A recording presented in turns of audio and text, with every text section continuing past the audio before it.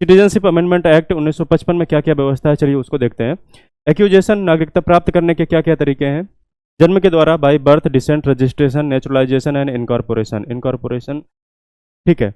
By birth, इन शब्दों से आप इसको याद कर सकते हैं, BDRNI। By birth, bye decent, bye registration, bye naturalisation, bye incorporation.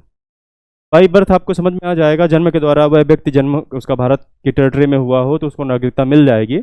Decent के द्वारा, यानी वो व्यक्ति का जन्म भारत से बाहर हुआ हो लेकिन उसके एंसेस्टर्स जो पूर्वज हैं वो भारत से संबंधित हो तो उसको नागरिकता किस प्रकार से मिलेगी। रजिस्ट्रेशन के द्वारा, नेचुरलाइजेशन का मतलब है वो व्यक्ति यहाँ पे रहते रहते यहाँ के माहौल से, यहाँ के संविधान से, यहाँ की भाषाओं से फेमिलियर हो गया हो तो उसे नागरिकता दे दी जा सकती है। इनकॉर्पोरेशन क्या है, 26 जनवरी 1950 के बाद या 15 अगस्त 1947 के बाद, जब से इंडिया आज़ाद हुआ है और इसके बाद जो जो टेरिटरीज इंडिया में इनकॉर्पोरेट हुई हैं उनको भी नागरिकता दे दी जाएगी। तो 26 जनवरी 1950 से पहले की नागरिकता पहले दे दी गई थी और इसके बाद 26 जनवरी 1950 के बाद जो क्षेत्र का अधिग्रहण हुआ है, इनकॉर्पोरेशन हुआ है, समावेश किया गया है भारतीय टेरिटरी में, तो इसके बाद उसको 1955 के द्वारा नागरिकता दे दी जाएगी। तो 1955 में नागरिकता प्राप्त करने की ये व्यवस्थाएं हैं। 1955 के जो एक्ट था, इससे एक व्यवस्था और थी, कुछ स्पेशल व्यवस्था कॉमनवेल्थ नेशंस के सिटीजन्स के लिए थी। कॉमनवेल्थ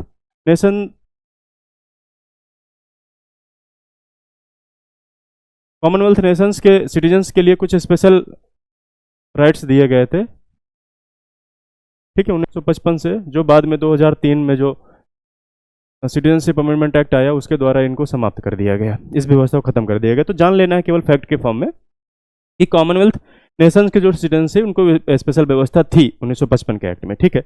इसके बाद में नागरिकता खोने के 3 तरीके, बाई टर्मिनेशन यानी नागरिकता समाप्त होने के 3 तरीके कौन कौन से हैं, बाई रिनंसिएशन, बाई टर्मिनेशन और बाई डिप्रीविएशन। रिनंसिएशन का मतलब है आप खुद नागरिकता त्याग दें, यानी दूसरे देश की नागरिकता ले लें।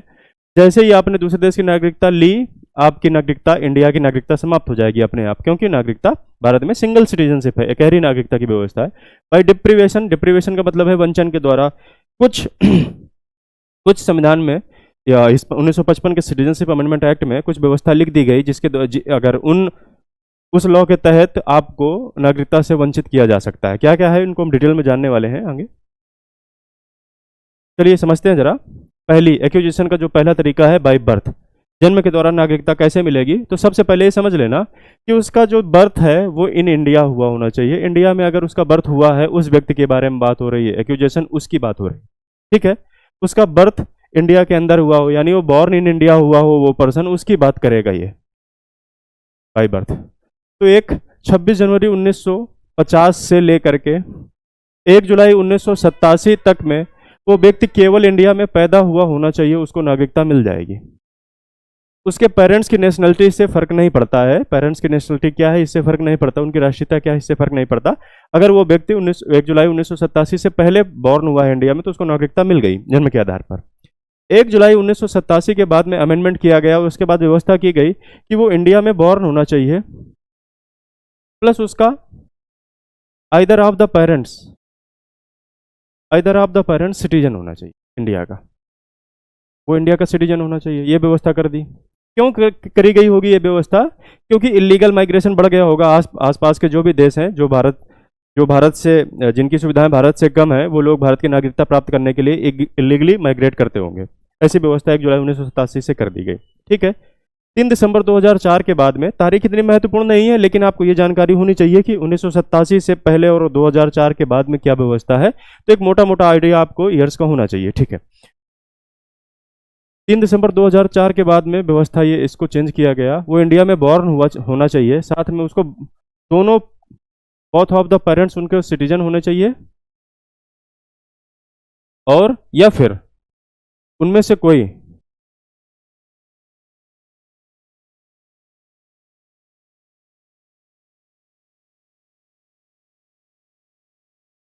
इलीगल माइग्रेंट्स नहीं होना चाहिए। ये व्यवस्था जन्म के आधार पर नागरिकता में 1955 के बाद की गई। क्या क्या व्यवस्था है फिर से देख दो। 1 जुलाई 1987 से पहले वो व्यक्ति इंडिया में अगर बॉर्न हुआ है तो उसकी नेशनलिटी, उसके पेरेंट्स की नेशनलिटी से कोई फर्क नहीं पड़ता है। 1 जुलाई 1987 के बाद और 2004 3 दिसंबर से पहले अगर पैदा हुआ है तो उसे उसके पेरेंट्स में से कोई, माँ बाप में से कोई, किसी की भी नागरिकता इंडिया में से होनी चाहिए। और अगर 2004 के बाद पैदा हुआ है वो व्यक्ति इंडिया में, तो उसके दोनों पेरेंट्स या तो सिटीजन हो इंडिया के, या फिर उनमें से कोई इलीगल माइग्रेंट्स नहीं होना चाहिए। ये व्यवस्था जन्म के आधार पर की गई। बाई डिसेंट को देखते हैं जरा। डिसेंट के आधार पर देखते हैं कि नागरिकता की क्या व्यवस्था की गई है। वंश के आधार पर, वंश का क्या मतलब होगा? डिसेंट का मतलब है वो व्यक्ति इंडिया के बाहर पैदा हुआ है, बॉर्न आउटसाइड इंडिया, भारत से बाहर पैदा हुआ है। भारत के अगर अंदर पैदा हुआ है तो बाई बर्थ के आधार पर नागरिकता से प्रावधान लागू होंगे, और इंडिया के बाहर अगर पैदा हुआ है तो डिसेंट के आधार पर।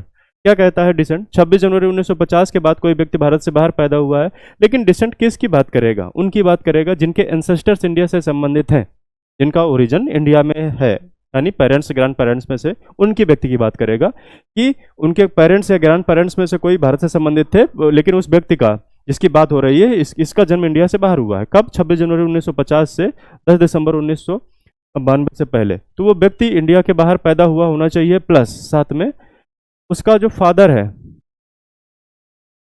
फादर सिटीजन होना चाहिए इंडिया का, तो उसको नागरिकता मिल जाएगी। ये व्यवस्था 10 दिसंबर 1992 से पहले केवल फादर के लिए थी।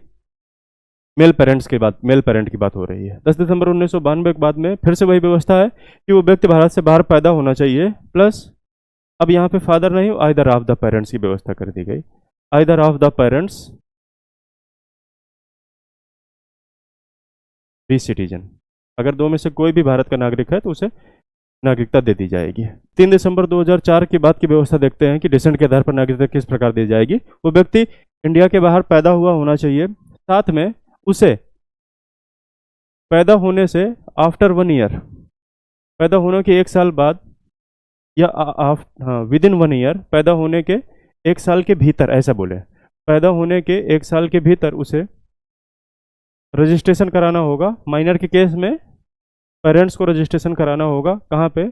वही डिप्लोमेटिक रिप्रेजेंटेटिव या कॉन्सुलेट जो भी होंगे, कॉन्सुलेट के पास या डिप्लोमेटिक रिप्रेजेंटेटिव जो भी होंगे, इसकी चर्चा हो चुकी है हमारी। तो रजिस्ट्रेशन कराना होगा, तो माइनर के रूप में उसका रजिस्ट्रेशन हो जाएगा कि वो भारत की नागरिकता लेना चाहता है, और जब वो अपनी फुल एज प्राप्त करेगा तो वो चाहे तो भारत की नागरिकता छोड़ सकता है, उसको आज़ादी होगी। तो ये व्यवस्था कर दी गई बाई डिसेंट, वंश के आधार पर। उसके बाद देखते हैं बाई रजिस्ट्रेशन। बाई रजिस्ट्रेशन किसके लिए लागू होगा? तो सवाल सबसे पहले तो वही है, ये कोई भी व्यवस्था इलीगल माइग्रेंट्स के लिए नहीं है, नॉट फॉर इलीगल माइग्रेंट्स। और जो भी भारत में नागरिकता लेगा किसी भी तरीके से, उसे ओथ लेनी होगी, एक शपथ लेनी होगी, एलिजेंस की, निष्ठा की एक शपथ लेनी होगी। निष्ठा में क्या क्या है? उसे ड्यूटी फॉलो करनी होगी कुछ, ठीक है, टैक्स देना होगा, इस प्रकार की व्यवस्था है। तो बाई रजिस्ट्रेशन, बाई रजिस्ट्रेशन किसके लिए लागू होगा? PIO, person of Indian origin, इसकी चर्चा हो चुकी है, आगे और डिटेल में देखने वाले हैं। पर्सन ऑफ इंडियन ओरिजिन जो कि इंडिया में रह रहा हो, रिसाइडिंग इन इंडिया, कब से? तो लास्ट 7 ईयर से अगर वो रह रहा है, एलिजिबल है, वो अप्लाई कर सकता है। अगर कोई ऐसा पर्सन है जो कि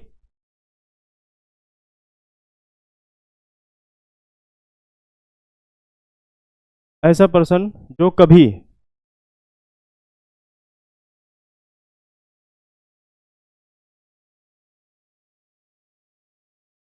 अनडिवाइडेड इंडिया का रेजिडेंट था, मतलब 1947 से पहले रेजिडेंट था, तो उसे भी नागरिकता दी जा सकती है रजिस्ट्रेशन के आधार पर। इसके अलावा ऐसी टेरिटरी का पार्ट था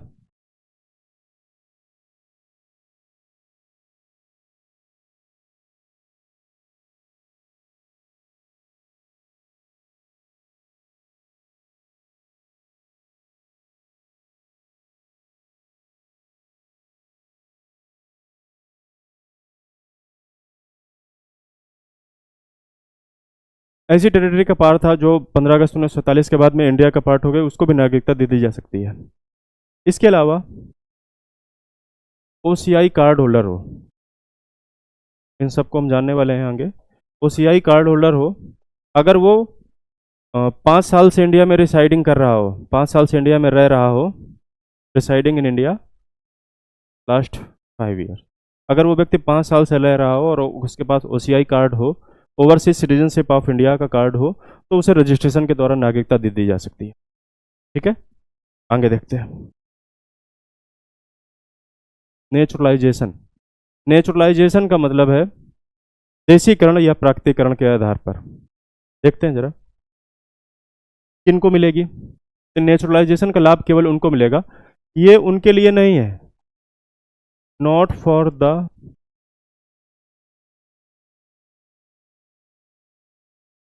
citizens of the countries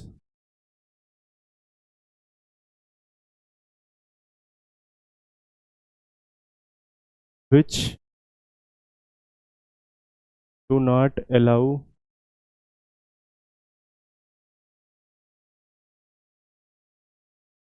citizenship by naturalization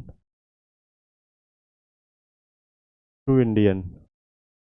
जो भारतीयों को नेचुरलाइजेशन के आधार पर नागरिकता प्रदान नहीं करते हैं, उन देशों का अगर कोई नागरिक है तो उसे नेचुरलाइजेशन के द्वारा नागरिकता नहीं दी जा सकती।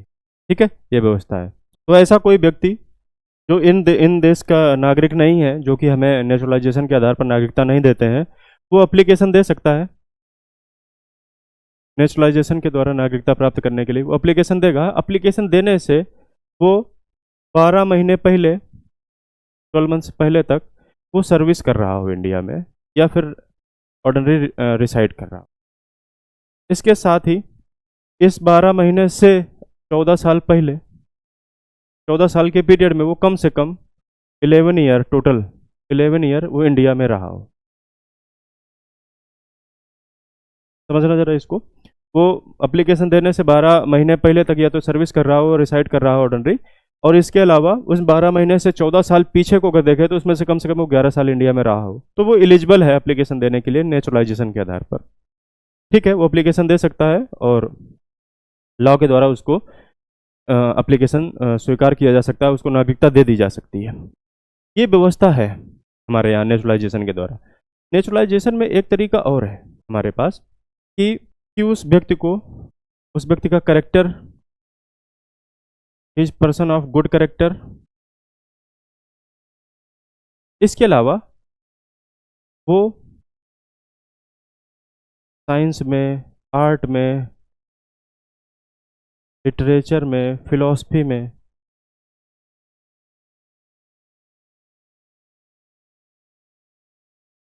या विश्व शांति के लिए उस व्यक्ति ने काम किया हो।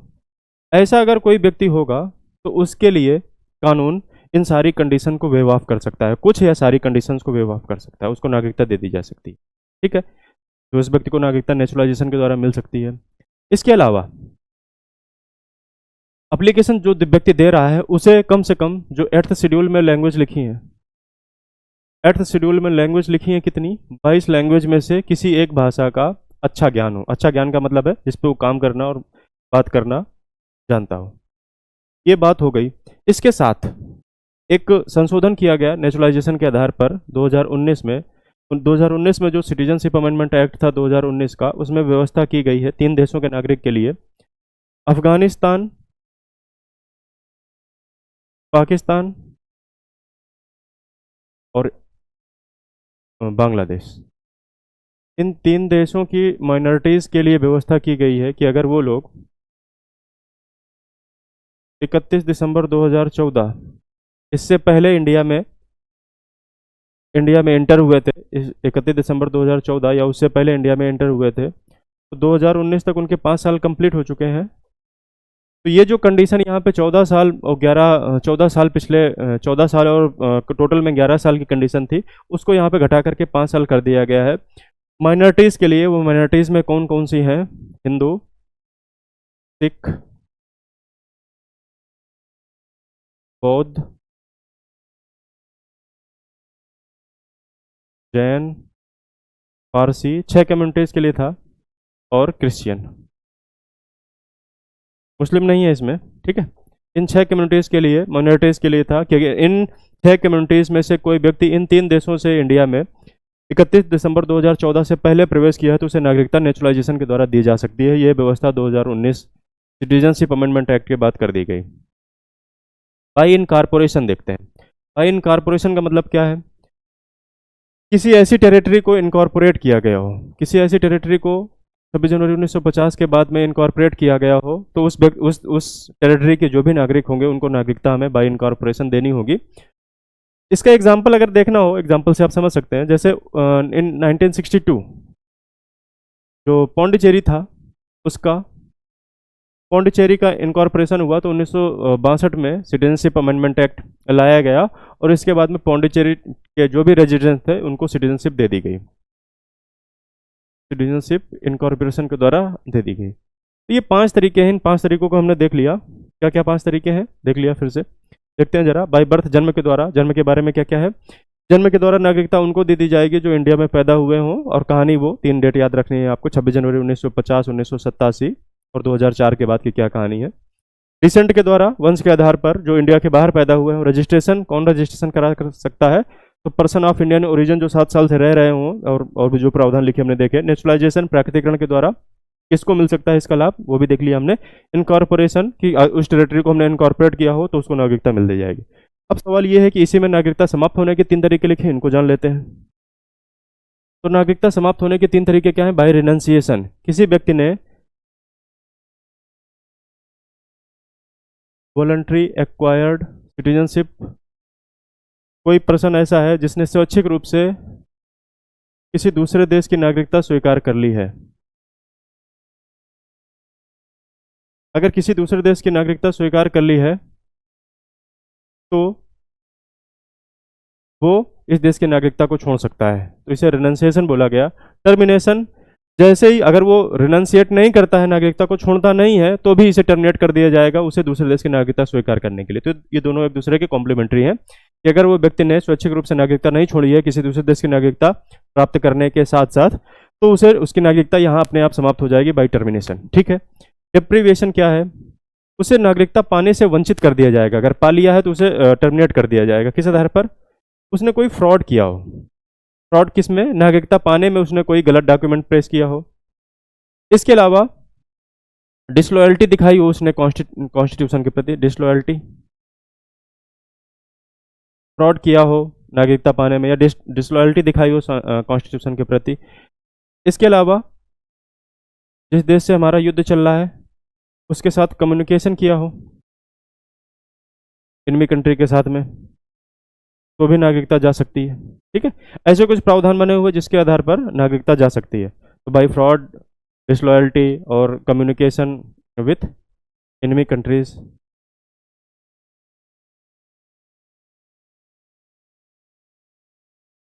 इस आधार पर उसकी नागरिकता जा सकती है। तो नागरिकता जाने के 3 तरीके हैं, याद रखने हैं आपको कौन कौन से तरीके हैं।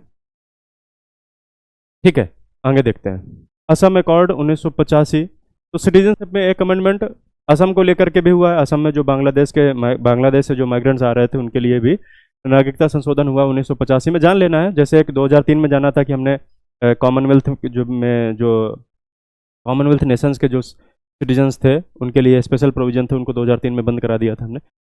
सिटीजनशिप अमेंडमेंट एक्ट 2019, इसको हमने जान लिया है कि वो 6 कम्युनिटीज़ के लिए, हिंदू, बुद्धिस्ट, सिख, जैन, पारसी, क्रिश्चियन, इनके लिए, बांग्लादेश, अफगानिस्तान और पाकिस्तान से जो माइनॉरिटीज़ आएंगे उनके लिए 31 दिसंबर 2014 से पहले जो आ चुके हैं उनके लिए वो 11 साल वाली कंडीशन पूरे करने की आवश्यकता नहीं, वो 5 साल के लिए नेचुरलाइजेशन के दौरान उनको नागरिकता दे दी जा सकती है। ठीक है, ये हो गया, इसको हमने पीछे ही समझ लिया है तो इसको भी यहाँ जानने की आवश्यकता नहीं है। आगे ये 3 शब्द हैं, NRI, non resident Indian, PIO, person of Indian origin, और OCI, overseas citizen of India. इन 3 शब्दों को समझने के लिए हम चलते हैं जरा वापस। एक शब्द होता है इंडियन डायस्पोरा, अक्सर न्यूज में बना रहता है, इंडियन डायस्पोरा। ये उन लोगों की बात होती है जिनका रिलेशन इंडिया से रहा है और बाहर रह रहे हैं। जिनका रिलेशन इंडिया से रहा है यानी उनके एंसेस्टर्स इंडिया से संबंधित रहे हैं और वो लोग किसी दूसरे देशों में रह रहे हैं, तो ऐसे लोगों को हम लोग एक शब्द इंडियन डायस्पोरा प्रयोग करते हैं उनके लिए। तो इंडियन डायस्पोरा के लिए 2000 में एक कमेटी बनाई जाती है कि इनको किस प्रकार अधिकार दिए जाएं। तो एक कमेटी बनाई जाती है 2000 में, कमेटी का नाम है LM Singhvi committee. LM Singhvi committee उस कमेटी का नाम है। जो 2002 में अपनी रिपोर्ट देती है। उस रिपोर्ट में कुछ शब्द बाहर निकल के आते हैं, कुछ शब्द पहले से चल रहे थे और कुछ प्रावधान लागू किए जाते हैं। इनको देखते हैं जरा। उनकी तो 2002 की रिपोर्ट के बाद में 2003 में जो एक्ट आता है सिटीजनशिप अमेंडमेंट एक्ट के लिए, वो पर्सन ऑफ इंडियन ओरिजिन से संबंधित लोगों के लिए डुअल सिटीजनशिप की व्यवस्था देता है। यानी कोई व्यक्ति ऐसा है जो इंडिया का रेजिडेंट नहीं है और किसी दूसरे देश का नागरिक है, वो इंडिया में आकर के रह रहा है, साथ में उस जिस देश में वो रहता है, जिस देश की सिटीजनशिप उसके पास है, वहाँ पर डुअल सिटीजनशिप की व्यवस्था है। तो इंडिया इस डुअल सिटीजनशिप को अलाउ करेगा। यानी पर्सन ऑफ इंडियन ओरिजिन, ऐसा व्यक्ति जो उस देश से संबंधित है जहाँ पर डुअल सिटीजनशिप की व्यवस्था है। कुछ स्पेसिफाइड कंट्री की लिस्ट दी गई 2003 वाले एक्ट में, जिसमें पाकिस्तान और बांग्लादेश ये दोनों देश नहीं शामिल थे। अगर उन देशों से वो व्यक्ति है तो उसे डुअल सिटीजनशिप का जो राइट है एंजॉय करने का मिल सकता है, पर्सन ऑफ इंडियन ओरिजिन को लेकर। ये 2003 में। 2005 में जब अपडेट आया तो 2005 में एक नया शब्द OCI आ गया, जिसे बोलते हैं overseas citizen of India. OCI आ गया 2005 में। यहाँ क्या हुआ, कुछ देशों को छोड़ करके, बांग्लादेश और पाकिस्तान को छोड़ करके बाकी सारे देशों के लिए जहाँ पे डुअल सिटीजनशिप की व्यवस्था हो सकती है, ये PIO को आगे बढ़ा दिया गया। 2005 में सेम ऐसी व्यवस्था OCI के लिए, तो OCI PIO और OCI लगभग पैरेलल चलने लगे। बाद में क्योंकि ये दोनों लगभग पैरेलल थे तो PIO और OCI को 2015 में मर्ज कर दिया गया और एक नई कैटेगरी बना दी गई, OCI overseas citizen of India card holder. पीछे आ चुका है ये शब्द, इनको 5 साल के लिए रिसाइड करना होता है इंडिया में नेचुरलाइजेशन के द्वारा। तो 2003 से PIO चालू हुआ था, person of Indian origin.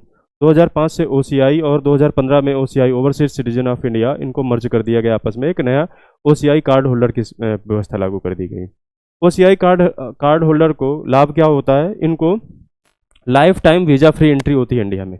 Life time visa free entry होती है। ये लोग इंडिया में रहते हैं लेकिन इनको बाकी जो राइट्स हैं, जैसे पॉलिटिकल राइट्स, वो नहीं मिलेंगे। यानी right to vote, right to contest in election, ये अधिकार इनको नहीं मिलेंगे। ठीक है। तो नागरिकता में जो जो प्रावधान थे वो हमने जान लिए। कॉन्स्टिट्यूशन में हमें क्या प्रावधान दिए गए थे, आर्टिकल 5 से लेकर के 11 तक की व्यवस्था को जान ली। 26 जनवरी 1950 संविधान लागू होने के बाद में 1955 नागरिकता संशोधन अधिनियम के द्वारा क्या क्या व्यवस्था दी गई। इसके अलावा डिटेल में हमने सारी बातों को समझा है। इसके अलावा जो जो शब्द हो सकते थे, जैसे PIO, NRI और OCI कार्ड होल्डर, इनको समझा और इनको हमने डिटेल में जाना। पहली वीडियो बड़ी थी, इस वजह से हमने उसको पहले पार्ट में और दूसरे पार्ट में, इसको 2 पार्ट में हमने 1955 से पहले पार्ट में और 1955 के बाद की व्यवस्था को दूसरे पार्ट में इसको हमने अपलोड किया है। तो सिटीजनशिप ऑफ इंडिया, इसके बारे में सारे पहलुओं को हमने कवर कर लिया है, जिसमें सारे फैक्ट्स, सारे कॉन्सेप्ट, संविधान में क्या प्रावधान थे, 1955 के बाद क्या क्या बदलाव हुए, जो जो मेजर चेंजमेंट थे, हमने सभी को कवर कर लिया है। ठीक है। और इससे संबंधित जो भी प्रीवियस ईयर क्वेश्चन आए हैं वो आगे सीरीज जो आएगी उसमें हम लोग कंटिन्यू करेंगे, जिसमें हम लोग क्वेश्चन करेंगे। तो आप लोग इसको कवर करते रहिए। Thank you.